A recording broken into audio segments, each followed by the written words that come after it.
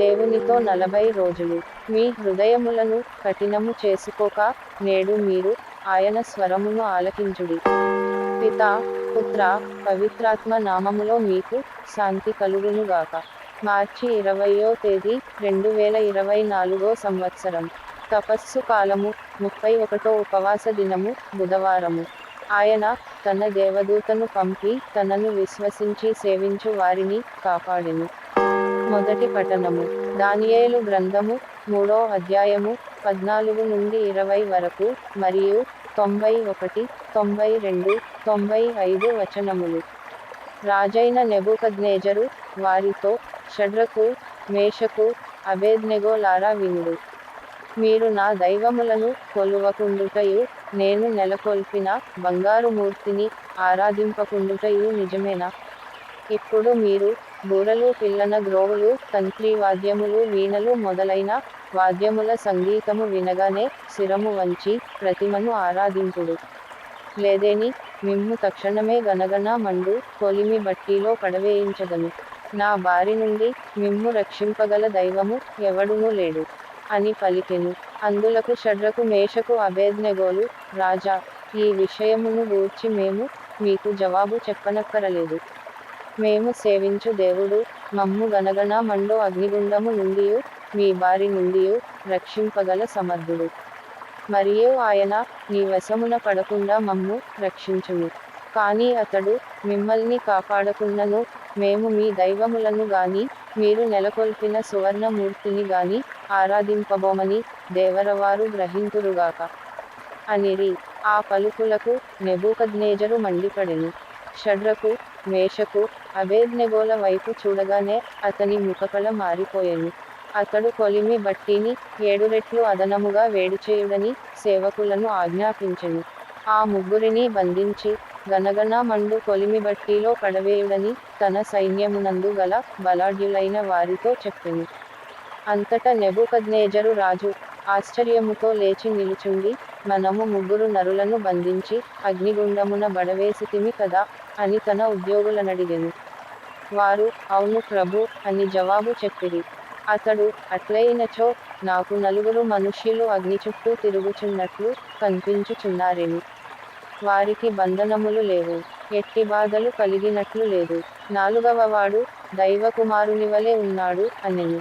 అప్పుడు రాజు ఇట్లనెను, షడ్రకు, మేషకు, అబేద్నెగోల దేవునికి స్తుతి కలుగునుగాక. ఆయన తన దేవదూతను పంపి తనను విశ్వసించి సేవించువారిని కాపాడెను. వారు నా ఆజ్ఞను మీరి తమ శరీరములకు ముప్పు తెచ్చుకొని కూడా తమ దేవునికి తప్ప అన్యదైవములకు మ్రొక్కరైరి. ఇది ప్రభువు వాక్కు. ప్రత్యుత్తర గీతము దానియేలు గ్రంథము 3వ అధ్యాయము 52 నుండి 57 వచనము వరకు. అందరూ నీ దివ్యనామమునకు సదా గౌరవమును స్తుతులు కలుగునుగా. మా పితరుల దేవుడవైన ప్రభు, మేము నిన్ను కీర్తించి సన్నుతింతుము. నీ దివ్యనామమునకు సదా గౌరవమును కలుగునుగా. అందరూ నీ దివ్యనామమునకు సదా గౌరవమును స్తుతులు కలుగునుగా. జనులు కీర్తనలతో నీ మహిమను సదా నుతింతురుగా. దేవలములో నీ దివ్య సాన్నిధ్యమునకు కీర్తి కలుగునుగా. అందరూ నీ దివ్యనామమునకు సదా గౌరవమును స్తుతులు కలుగునుగా. నీవు దేవదూతలనెడు సింహాసనముపై ఆసీనుడవై క్రింది పాతాళలోకము వైపు పారజూతుడు. నీకు సదా కీర్తి గౌరవములు కలుగునుగా. అందరూ నీ దివ్యనామమునకు సదా గౌరవమును స్తుతులు కలుగునుగా. రాజసింహాసనముపై కూర్చుండియున్న నీకు నుతి కలుగునుగా. జనులు కీర్తనలతో నీ మహిమను సదా నుతింతురుగా. అందరూ నీ దివ్యనామమునకు సదా గౌరవమును స్తుతులు కలుగునుగా. ఆకాశ గోళమున నీకు నుతి కలుగునుగా. జనులు కీర్తనలతో నీ మహిమను సదా నుతింతురుగా. అందరూ నీ దివ్యనామమునకు సదా గౌరవమును స్తుతులు కలుగునుగా. మనుష్య కుమారుడు మిమ్మల్ని స్వతంత్రులను చేసిన ఎడల మీరు నిజ స్వతంత్రులు అయ్యెదరు. హల్లెలూయా, హల్లెలూయా. సువిశేష పఠనము అపోస్తలుడైన పునీత యోహాను గారు వ్రాసిన పవిత్ర సువిశేషములోని భాగము. ప్రభువా, మీకు మహిమ కలుగునుగాక. 8వ అధ్యాయము 31వ వచనము నుండి 42వ వచనము వరకు. యేసు తనను విశ్వసించిన యూదులతో, మీరు నా మాటపై నిలిచియున్నచో నిజముగా మీరు నా శిష్యులై ఉందురు.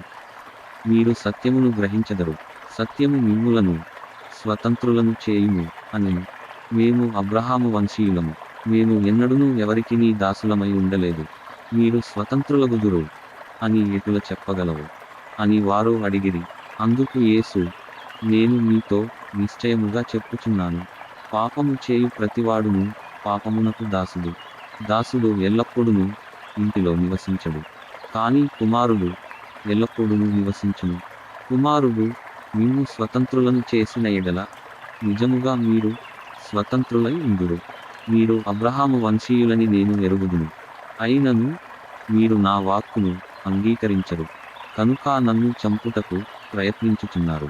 నేను నా తండ్రి యొద్ద చూచిన విషయమును చెప్పుచున్నాను, మీరు మీ తండ్రి యొద్ద వినిన వాటిని ఆచరించుచున్నారు అని సమాధానమిచ్చెను. అంతట వారు ఆయనతో, మా తండ్రి అబ్రహాము అనిరి. అందుకు యేసు, మీరు అబ్రహాము బిడ్డలైనచో ఆయన పనులను చేయుదురు, కానీ దేవుని యొద్ద నుండి వినిన సత్యమును బోధించుచున్న నన్ను మీరు చంప ప్రయత్నించుచున్నారు. అబ్రహాము అటుల చేయలేదు అనేను. ఇది క్రీస్తు సువిశేషము. క్రీస్తువా, మీకు స్తుతి కలుగునుగా. సువిశేష పఠనము ద్వారా మన పాపములు క్షమింపబడునుగాక. ఆమేన్. ప్రార్థించుదము. విశ్వాసము మాత్రమే ప్రమాణముగా మా పితరులను దీవించిన తండ్రి, మీ అమితమైన ప్రేమతో మా తప్పిదములను మన్నించి మీ ప్రియకుమారుని మా రక్షణార్థమై శిలువ బలియాగమునర్చిన తండ్రి, మీ కృపా కనికరములు మాకు చాలును. అబ్రహాము వలె మొక్కవోని విశ్వాసము కలిగి మీ యందు ఫలించు భాగ్యమును మాకు ప్రసాదించండి. ప్రభు, మా పిల్లలు రాస్తున్న పరీక్షలలో ఉత్తమ ఫలితాలు పొందుటకు అవసరమైన జ్ఞానమును, జ్ఞాపకశక్తిని దయచేసి సహాయము చేయండి. మా ప్రభువును మీ కుమారుడును అయిన యేసుక్రీస్తు వారి పరిశుద్ధ నామములో అడిగి వేడుకొనుచున్నాము తండ్రి. ఆమేన్. ప్రియ సహోదరీ సహోదరులారా, ఈ అనుదిన దివ్య గ్రంథ పఠనము ద్వారా అభిషేకించబడి మన నాథుడైన క్రీస్తులో జీవించు యోగ్యతను పునరుద్ధరించుకొనండి. వీడియో క్రింద సబ్స్క్రైబ్ బటన్ ఉంటుంది, నొక్కి సబ్స్క్రైబ్ చేయండి. కుదిరితే మీ ప్రియ మిత్రులకు షేర్ చేయండి. మీరు లైక్ చేయడం వల్ల ఇంకా ఎంతో మందికి ఈ వాక్యము పంపబడుతుంది. ఏవైనా సలహాలు సూచనలు ఇవ్వదలచిన వారు కామెంట్ చేయండి. ప్రభువైన క్రీస్తుని ప్రేమ మీకు, మీ బిడ్డలకు తోడైయుండునుగాక. పితా, పుత్ర, పవిత్రాత్మ నామమున. ఆమేన్.